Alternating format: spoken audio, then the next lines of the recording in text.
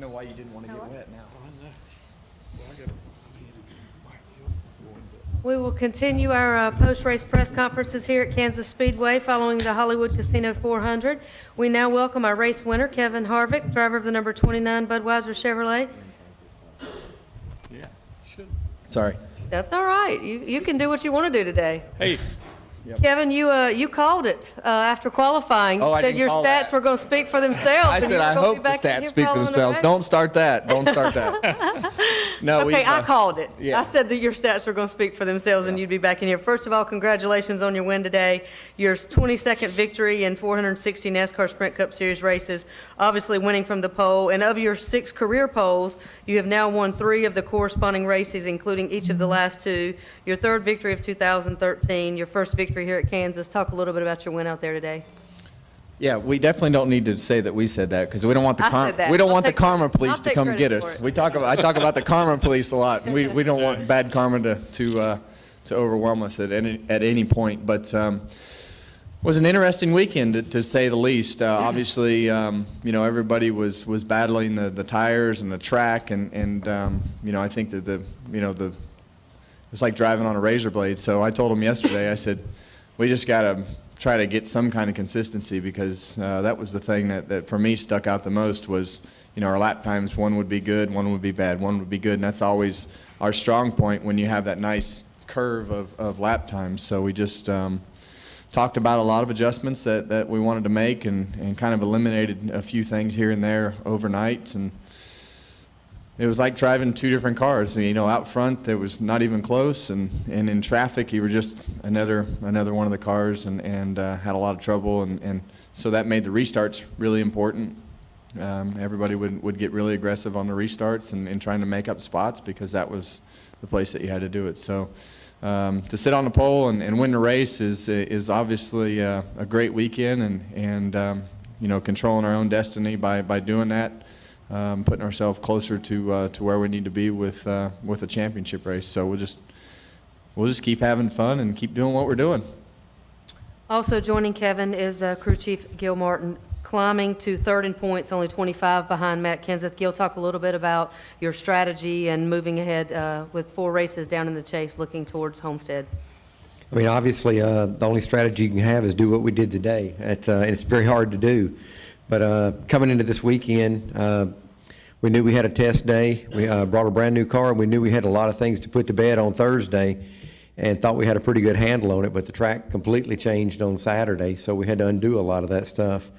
And then in the race today, like Kevin said, it was 2 completely different race cars. Out front, we made adjustments overnight, hoping that we would stay out front most of the day. And then when we got back in traffic, some of those adjustments were not very good for us, and so we had to start undoing those as much as we could during the race. And luckily, the way the cautions worked out and the way that we were able to get through traffic, it worked out good today. Also joining us, owner Richard Childress. Richard, obviously the 3rd victory of 2013. Just talk a little bit about your season thus far and being this far ahead in the chase and looking ahead as well. I think like Gil said, we just got to keep doing what we did today to be a contender. I don't think top 10s will win a championship, when you're racing Jimmy Johnson and the group of guys that's up there. And we've been there before, and hopefully this time we can pull it off.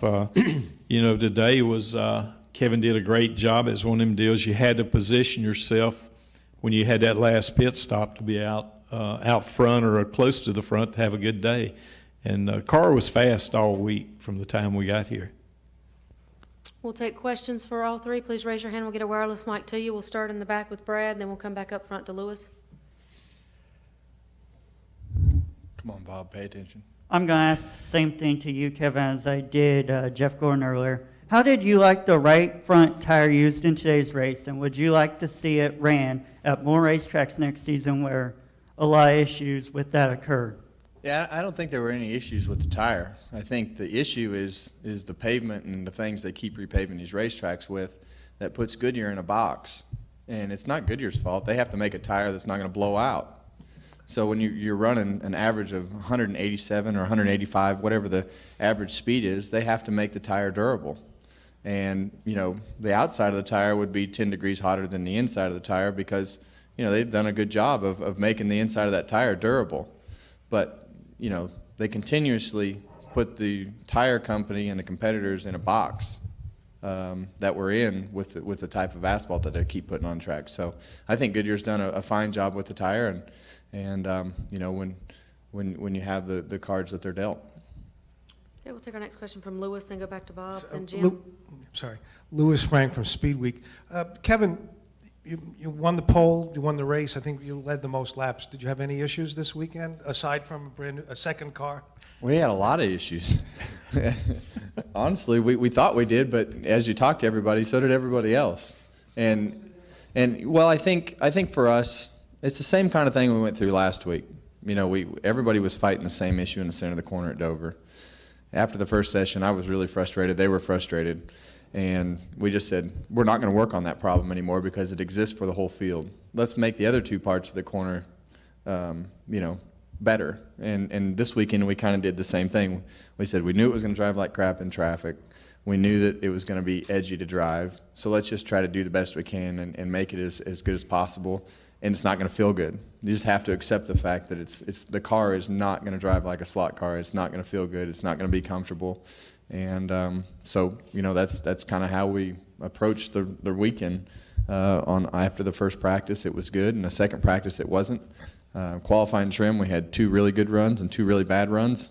So we went through what we thought was the best set of tires and the best circumstances to put on the car, and we gambled as to what the conditions were going to be, and everything worked out. So it was an interesting weekend.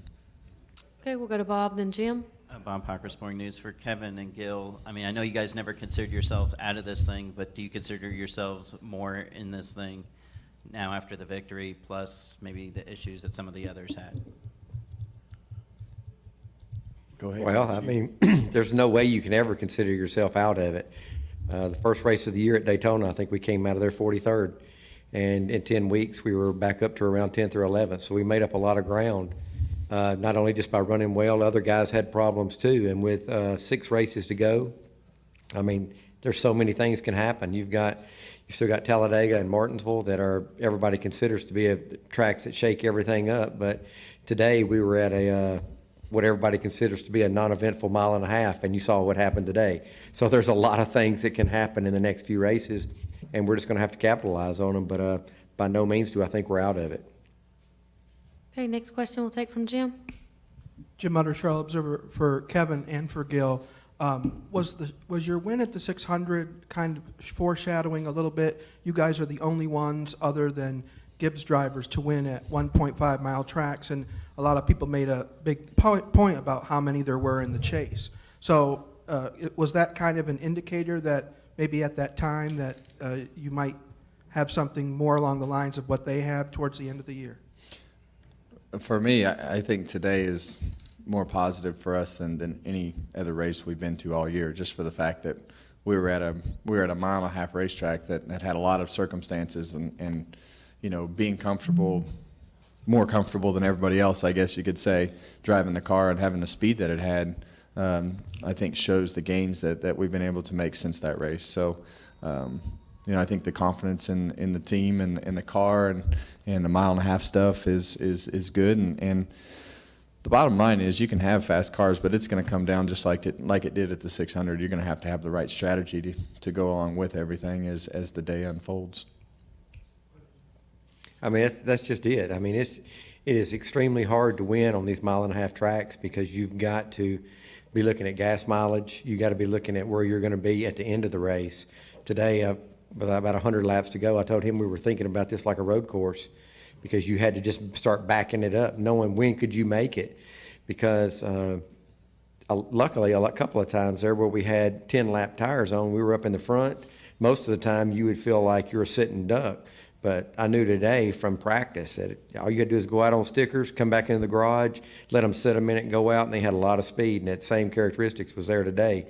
So we found ourselves in that situation a couple of times. But when we go to Charlotte or we go to Texas, there's going to be a completely different set of circumstances. So the things you did here today are not going to work there, so you just got to be open and ready for whatever change happens. Does it say anything that there's only a small group of people who've done well on the Does it say anything that there's just a small group that have done really well on 1.5s this year? Who can you tell us? I don't pay No, attention. it's Who's either won on you- the mile and a half tracks? Only Gibbs drivers and you guys. Oh, okay. I mean, I didn't know that either, but I mean, there's too many good cars out there. I mean, you're not going to stop the 48 from winning at these places, and it's not going to say that they're behind and we're all so far ahead. It's just circumstances happen. And the thing of it is, I think in the past where maybe some of the different guys dominated, everybody else just hadn't caught up to them. Well, now you've got a lot of cars that are running equally as fast. So it's coming down now to just strategies and how things work out, and that's making a huge difference. And just how you set up for the race. And the biggest thing is when you go into one of these things, whatever game plan you have, you got to be ready to change it because it's probably not going to be the right one. Constantly evolving. Moving target. We'll go to the press box for a question. Lee Spencer, Fox Sports. Kevin, you said it was like driving 10 different cars there. I mean, I guess that's more of a problem for Gil because he has to figure out how to calm down Sybil. But, you know, how did you guys just kind of attack that with, you know, the changes? And also, did Kurt doing the tire test help you guys at all, give you data that you could use for this, even though the temperatures dropped, you know, 30 to 40 degrees today? I didn't even know Kurt did the tire test, but obviously he's everybody's an asset to what we do, whether it's a 31, 27, 78. You know, you try to build on everything that you do, but it was 2 different cars, not 10, 2. We had one that was really fast out front, and we had one that was sometimes really tight, sometimes really loose in traffic. So, the first time we got in heavy traffic, we adjusted on the car, and as we got out front, the car was freer, and then the second lane started to open up, and that really, when I was behind the 2, I had to try something different. That really allowed us to find another groove that we really didn't have to use anymore. But that second groove for us was really fast and really good. But in the middle of the pack, it was everything. It was loose, mostly tight, but depending on how close you would get to the car in front of you and where you were at in the corner. So you had to try to manipulate the car to make it through the corner, and they did a good job of freeing the car up and still being able to drive it when it was out front. Do we have another question from the press box?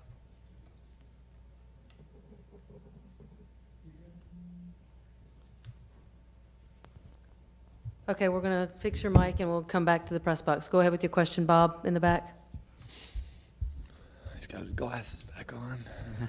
Bob Hocker, Sporting News. Kevin, what's the answer to the fact that you have had 2 very different cars? I mean, is when you come back here next April or whenever the next race is, will it be the same, or is there anything that can be done? Well, I think that obviously they need to work on the tire, but the bottom line is you just have to wait for the racetrack to age. That's the box you're in, and I don't know how to fix that. I mean, it's a tough box to be in. But I haven't watched the race or seen anything, but there sure were a lot of cautions. That seems to be what everybody wants, or wrecks and cautions. So Except the owners. yeah. Except the owners. All right, we'll go to Stan, then Randy. Stan Creekmore with RPM tonight. Kevin and Gil as well, if you will. This is a mile and a half. Next week we're going to a mile and a half. But the challenges here at Kansas Speedway seemed far greater. Is it as they appeared? And how did you make the changes, Gil, for when he was behind some? Because he didn't look like he was ever hindered in any way when he was up front on a restart. The car just seemed to be like a rocket ship. Well, the biggest thing that you got to do when you know that you're going to be in traffic, you have to free it up. You don't have a choice because it's going to be so tight. But then as you start working your way back to the front, even though you know you don't need to, you've got to start tightening it back up at the same time. So it's kind of a gradual process that if you know that you're in 20th, you know it's going to be extremely tight. If you're in 10th, it's going to be another level of tight. And then when you get to about 4th, it's a different slipstream in the front, and the cars actually start getting freer. So you've got to start preparing for that, and little by little, it's hard to do too when you're just putting on 2 tires or gas only. So we did gas only. We made an adjustment at the same time when we did that, but we're continuously making tire pressure adjustments. And today that was a struggle for everybody a little bit too, because the tire being such an unknown, we weren't 100% sure how the tire was going to react. I mean, we've got data on it that we use, but a lot of times that data doesn't exactly do what it says it's going to. So you have to do what you've done in the past and what we consider sometimes old school racing, and just do with the tire pressure what we know needs to be done, and that's kind of what we did today. Yeah, I mean, if you look at the tire temps and the wear sheets, you'd think the tire was going to blow out, and you'd think you were doing everything backwards. But I think that's the biggest thing, is I don't think everybody really understands exactly what we need to do with this tire. It's no different than changing a spring rule or changing something else. I think as everybody goes home and goes through it and thinks about it and says, we need to try this, this, and this, it's no different. I mean, everybody, if you gave them a week or two, these guys would go home and sit with the engineers and go through all the data and the notes and say, we need to do this different next time. So it's no different than that, but it's just a different way. I mean, when you look at it, you're like, this isn't right, but it's just different. So you got to approach it different.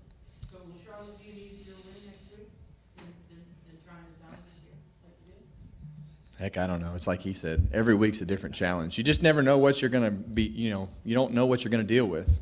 It's like today, we went from 86, 87 degrees to 60 and 55, whatever the temperature is out here today.